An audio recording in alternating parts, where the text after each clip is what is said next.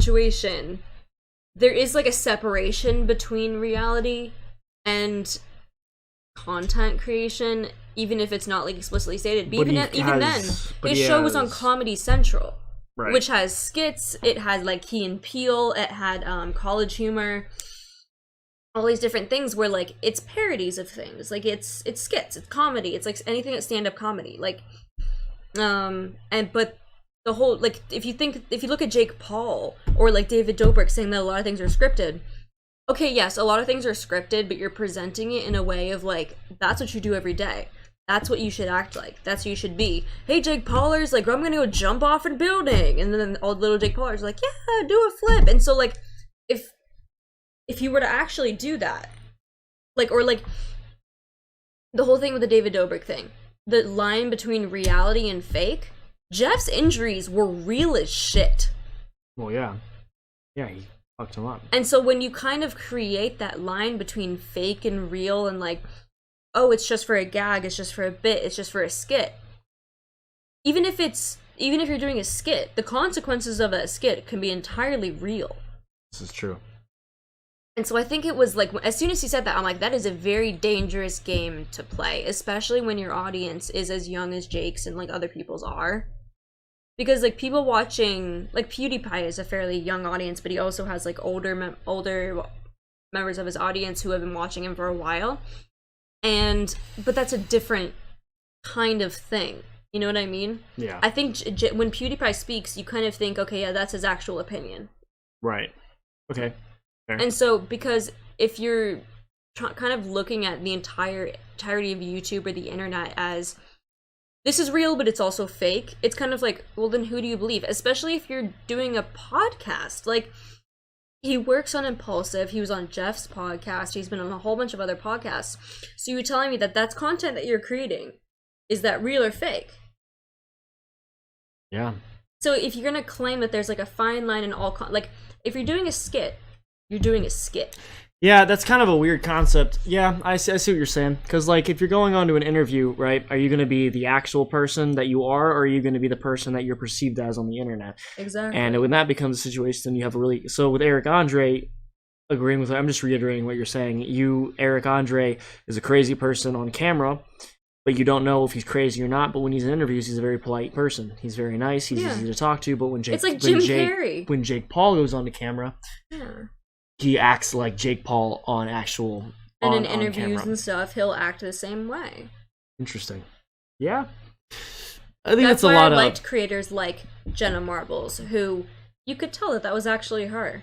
That's why I like Danny Duncan. Like, exactly. And so it's for that same reason that you like creators that you feel like are being genuine.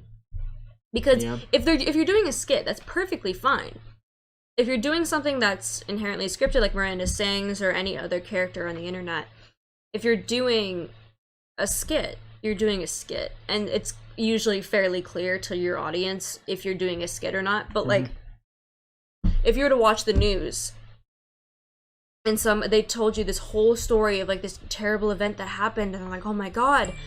And then they're like, well, the news is, like, a mixture of real and fake, which, like, to be honest, it is. But, like... Well, yeah. Who the hell would you trust to give you information? And then so all these people, like, for like different like memes and stuff like that, that's all right. You can kind of mix it in with that. When you have a young audience who's watching you burn things down in your rented home, yeah, or going into a forest, yeah, because that dead body was very real. Yeah, it was very real. There's no fine line between anything. There's no fine line between that. Jeff very severely could have died. Yeah, that's not fake. That's not, you can't, if you scripted that, that's absolutely insane. Well, that's the cool thing that, like, of like what Jeff said on his podcast recently, that he's a new person, he's a new guy, that he's changed a lot. He's doing well, he went through a whole year of isolation and being in a bad situation. This might be kind of in like a different like digression thing, but I do want to talk about this before we wrap up. Before we wrap up everything. I don't know how long it's gonna take, but like that's the same thing with companies, you know. Like Gymshark, for example, like I really feel like there's a difference between reality and what's really going on of everything. Like the people that they put on their page are I'm telling you, are not, you know, They're not the people you're gonna see in the gym every single day. You know, like for a long time I was striving and trying to be a part of that crew and everything. And, you know, you get these guys, you know, that are, like, supposed to be, like, the epitome of, like, the peak male male physique of everything, right?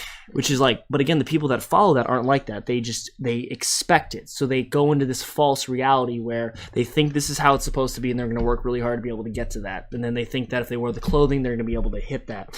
And that's why, like box menswear had, like, not like a lot of controversy, but, like, they, the reason I really like their, and I've been following them, and they've gotten like 100,000 more followers, and they've gotten a ton of business in this last year. So like, to the owner, you know, like I put my like heart out and everything, like the success, and like I'm so happy, like that as far as they've come. But the best part about them is I can't show any of their Instagram on this, but their page doesn't look like a professional Instagram. No. You know what I mean? What they do is they post their audience. And I feel like that's like the only company that does that. So they're the only companies that are successful that they post they get, because that's how, again, like how I started was I was just someone who like liked whatever they had. Like luckily they sent it to me and I didn't buy it. If they never sent it to me, I never would have bought it. But again, like I haven't talked to the owner in a very long time. He's a really amazing guy. But the thing with him is that like it doesn't matter what the person looked like. They would post whoever. They would post tall. They would post short. There was equal. It was like a very realistic distribution. There was equality amongst the posts that were put in there that actually promoted body positivity.